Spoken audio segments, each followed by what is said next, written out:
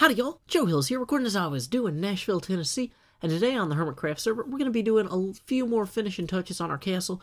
I've realized I've completely omitted one of the stairwells that's actually pretty important, and I've also omitted to really do much work on Sergei's tomb, the brother of Count Strahd von Zarovich. So, the easiest thing to do to get started is probably, well, I was going to say, let's climb down the chimney. That actually seems ludicrously dangerous. Is there actually a safe way to do that? Oh, hey, there is. Look at that. As long as we don't fall in the fire down there, it'll be fine. Yay, we fell next to the fire. That's my favorite. Anyway, so this little closet here, I was looking in here, I'm like, why is this closet empty? I started digging out the floor, I'm like, oh yeah, there's a stairwell down there that I started working on, and I just never quite finished. I think I just ran out of blocks at some point and then wandered off. And I don't know if you guys know a lot about stairwell completion processes, but wandering off because you ran out of blocks is generally an undesirable way to handle the process. Also, I'm looking at it and I'm realizing I'm out of torches. So not only have I already messed this up by forgetting about it for like 6 months at a time, but I am further impeding my own progress through my lack of illumination. Is there a capacity for learning in my heart? I would like to think so. Am I delusional for genuinely believing this? Only time will tell. But in the meantime, it's pretty clear that there's an opportunity here to dig this up and around. Unless, do these blocks prevent me from connecting to... Oh, those connect to the back of that. Okay, that's interesting. So basically, this stairwell here is going to have to get a lot more narrow. That's probably why I gave up on this, because I was bumping into that thing. Now, we can remove this central pillar, however, and once we reach this point in the stairwell, and just kind of start switching back more aggressively with other things, maybe? I don't know. Well, it's an interesting problem to have. And you know what they say, may all your problems be as interesting as your days are merry and bright. Or is that something about Christmases? I don't know. Man, looking at this, though, this is going to get really tight by the end. We're going to be using primarily stair blocks on this, it looks like. Which is okay, just not how I was originally envisioning this. So, either way, we can go ahead and just use a bunch of these stone bricks to work on the outer walls, and then we'll continue upward with a combination of slabs and stairs. Time skip! Welcome back, everybody. I was just taking a break here, enjoying the fire and the painting and stuff. You know, as part of this time skip, you know, I said I was going to finish these stairs. I made some progress on these stairs, but I also ran into some new problems. And I also went on a 3-day trip to Pennsylvania to hang out with Wells Knight, Python, and, me, I guess. Oh, also Mrs. Wells Knight. I was like, there were 3 people there, and they're on Hermitcraft. But I don't think Mrs. Wells Knight's technically on Hermitcraft. Anyway, so I had a really good trip, and I figured I would start the recording back up, though, as I worked on this part of the stairs, because I realized it would be way better if I could cut into this part right here. Like, this stairwell right here doesn't need a ceiling that technically goes up that high. I could bring that ceiling down kind of gradually, I figure, and just kind of give it some sort of I feel like giving it the impression of slope would be good. Now, I don't want to have it start lower than this lip, because it should have a sense of getting higher once you go through this archway here. And, in fact, I'm even kind of curious what it would look like. Oh, man. Of course, I am going to need a torch up here. So let's do that real quick. I was going to say, I'm even kind of curious what it would look like if we just had the ceiling slope up, kind of. It's the opposite of what you would expect. You would expect the ceiling to slope down. But that's still okay, because that doesn't cut into the space that I need for the stairwell at all here. And really, that buys me a good amount of extra distance, or workable space. So at that point, what I can do is I can come down a little bit lower here and widen this a bit, and then have it come over with a cleaner switchback. So, why don't we go ahead and just break these blocks like there's no tomorrow, and then remember that there is indeed a tomorrow, and we should go collect the blocks that we dropped, because it's wasteful to just throw them on the ground and let them despawn. And then we can kind of start heading up this way. But yeah, I just got back from the Too Many Games Expo in Valley Forge, Pennsylvania, where I got to, whoops, that's a bad place for those blocks. I got to hang out with some people, got to give a panel, which I got to say, every time I give a panel about anything, it's always kind of like, man, I hope this goes well, because sometimes you walk into a room and you're like, hey, let's talk about Hermitcraft, and then everybody's just like, I don't know what that is. I'm only here because it had Minecraft in the title, and I don't like anything that you do. It's like, it's like, oh no, it's a room full of children that only play Pocket Edition and don't want anything to do with me. Which was fortunately not the case today. So that was cool. Or not today, but like this weekend. So yeah, we had a good panel. We had a few dozen people swing by the booth, which is really cool.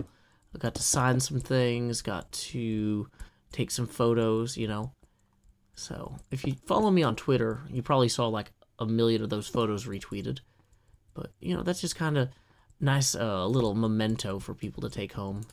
It's like, hey, there's that goofy-looking Joe Hills guy, but he's next to me and my family. It's insanity. But yeah.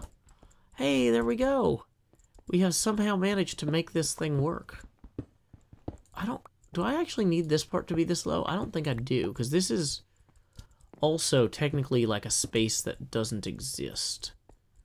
So we can actually bring, so like this space inside between the walls here, we can just bring that up and not have to worry about it.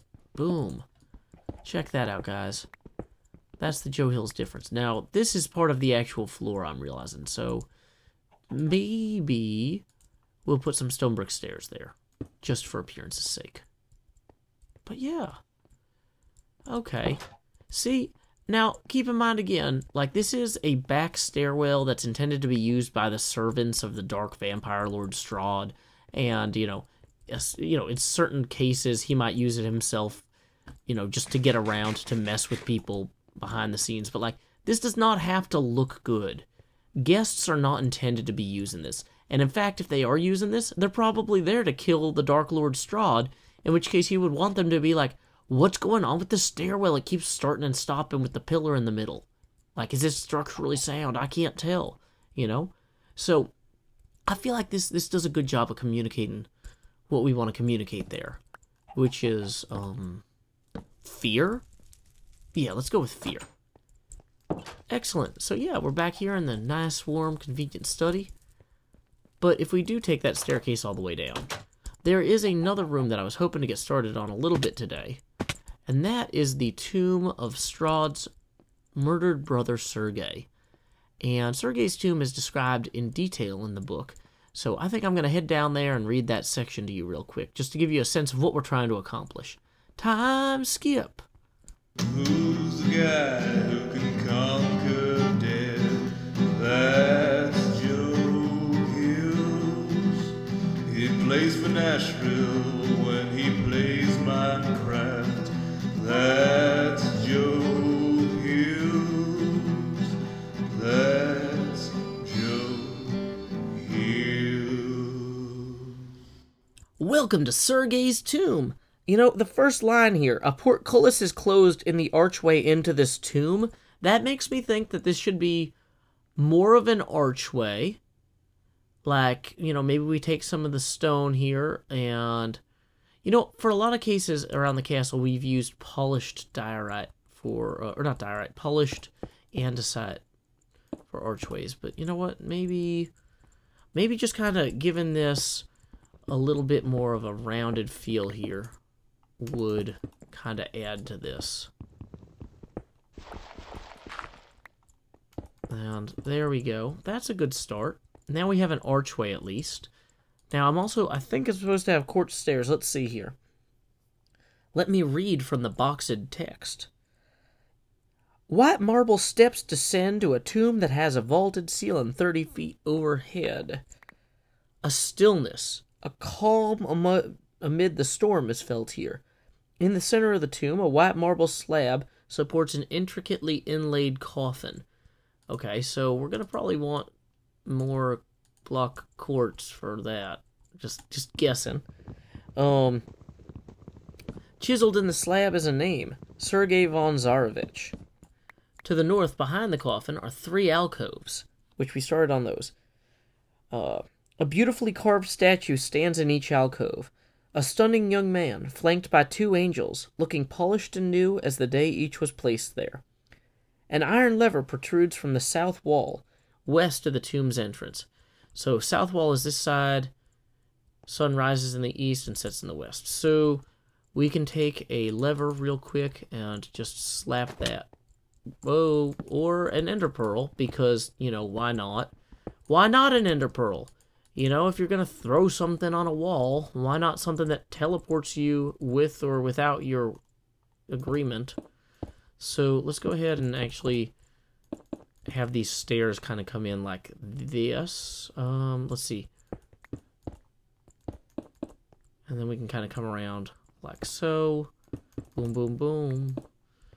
There we go. That feels a little bit more impressive.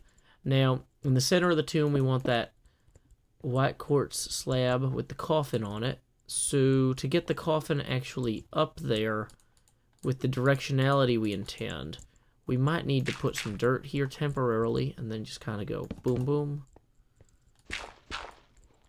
Now that doesn't exactly say intricately inlaid coffin, but it's better than nothing. And then on the front, we can just go ahead and affix this sign here. Sergei von Zarovich. Done. Okay. So is this space better than it was before? Arguably, yes. Is this space covered with iron bars that prevent you from entering? Arguably, no. Are there statues in each alcove? Have I even dug out some of these alcoves? Questionable. These are questionable concepts as well. Let's maybe explore that further. Because part of me thinks that I should put armor stands in the alcoves. Right? That would be a good way to mark that there was like a statue there. Also, 30 feet overhead would be about 9 blocks high, which I think I'm nowhere near on the vaulted ceiling in here. So that's like its own whole thing. But yeah, this pickaxe is not exactly doing spectacularly well, which is also notably regrettable. Lamentable, even. I mean, I'm lamenting it, but okay, that's fine. Sometimes you get the double lament gum. I don't know. There's a joke there somewhere. I'll leave it to you as an exercise, viewers. Feel free to write a good lament joke about double mint gum. Because linking things to sadness is a clear sign that this is not a paid advertisement. It's not. Those people don't give me anything. Except a good song. And I do appreciate a good song, so thank you to whoever wrote that. See, this is the magic of the internet, is I could find out who wrote the Double Mint Gum song, but I can't because I'm busy making things for the internet. I'm too busy being on the internet to do the things that the internet is good at. That's what's called focus, and it's important to have that in your life. You might say, Joe, is this a video where you talk about focus? And I say, it wasn't intended to be. But then I wasn't supposed to show up without then a gun. But I feel like I massively mispronounced that. I don't know, man. Being around all these people with different accents and stuff this weekend in Pennsylvania might have messed up my voice. No, because, like, I think my British accent has actually gotten a little bit better hanging around Python so much. But you know what? I'm going to save that for another day. I'm not going to bore you with my British accent attempts today. But tomorrow, or tomorrow, or tomorrow, perhaps. Okay. So, man, I really dug out a lot of the sides of this. Let me look at my map. Okay. Yeah, this is just supposed to be a really big room. Like, so we might as well just keep mining it out, I guess, to give that sense of scale and grandeur that it's supposed to inspire. I don't think it really says, like, I think it's just supposed to be carved into the stone, so I feel like 3, 4, and then having it meet there kind of works well. The ceiling doesn't really feel vaulted in the traditional sense, but I think it's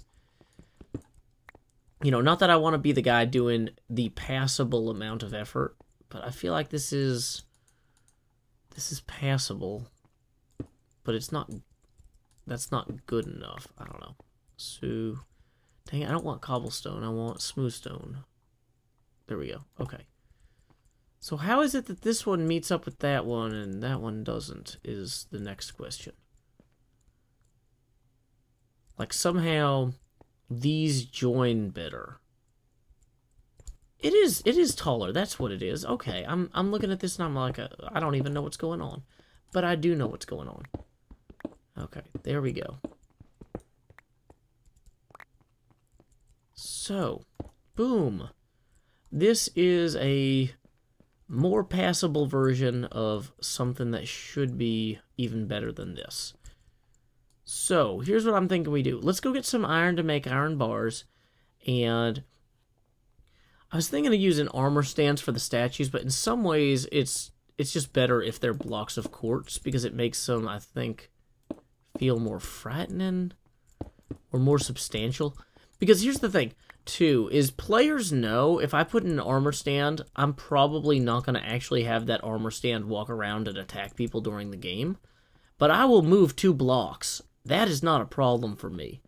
So, yeah, like, so for example, in one of our test games, these sets of 2 blocks represent different brigands who were, or whatever. That might, were these brigands or were these whites? I'd have to... Anyway, yeah, so like from one of the test games, you can see that I had set up like different markers to indicate where players were and things like that. But yeah. Okay, yeah, so these were the whites. Anyway, where was I? Oh, right, I was just gonna pop right upstairs and get the iron. Wow, that's not a good British accent. I was deluding myself this whole time. I'm not gotten better at British accents, dang it. Anyway, time skip. Having successfully skipped through time like I was at the end of my rope, but holding both hands and singing a tune to the beat as I stepped with foot after feet, and we have defeated our limited inventory when it comes to ferrous objects like these, 4 real bars. Dang it, I don't know. There's a Ferris wheel joke in there somewhere. Also, I know I said I wasn't going to make these statues actually look like impressive statues, but then I was like, nope. Boom. That's a really strong-looking man statue now. Boom. Okay. And then what about the angels, you might say? Well, the angels are going to have wings, and they're going to have ferocious... Dang it. I was going to say ferocious gazes, but boom. Now, you might say, Joe, why don't you put bunny heads on the angels? Because bunny heads don't have eyes that look in different directions. And if there's one thing angels are good at doing, it's looking out for people in all sorts of different directions. So, boom. Now we got some real angel sculpture wings. We got a real statue of a guy. And we have a portcullis. Boom. That is a successful build right there. I am... maybe not thrilled with the wall materials, but like that's kind of a recurring theme throughout a lot of this. Like, I want to come through, and if I have time, ideally every piece of dirt in the wall in this entire tomb, I want to replace with stone. But, as a Minecraft shorthand, though, having the patches of granite and diorite mixed in there shows that this is rough-hewn rock. So even though the traditional Castle Ravenloft pillar stone would be fairly consistent, it wouldn't have all these variations and striations in the stone. Like, it says... See, if you have all the same kind of stone in Minecraft, it looks like it was made by hand rather than carved into something. Whereas this looks like it was carved into something. These columns are carved out of the naturally occurring stone. And it might not be as aesthetically pleasing, but it visually resonates in a certain way that I don't want to diminish. Now, inside the tomb, I don't know, I feel a little different about that, but I think on the whole, this does what it needs to do from a gameplay standpoint, and I'm pretty happy with it. one thing I'm not entirely happy with, I need to do a better job of collecting my thoughts about all the cool stuff that happened this weekend. So I'm going to try to actually do a better job of talking about too many games in my next episode when I continue working on all these last minute details of the castle.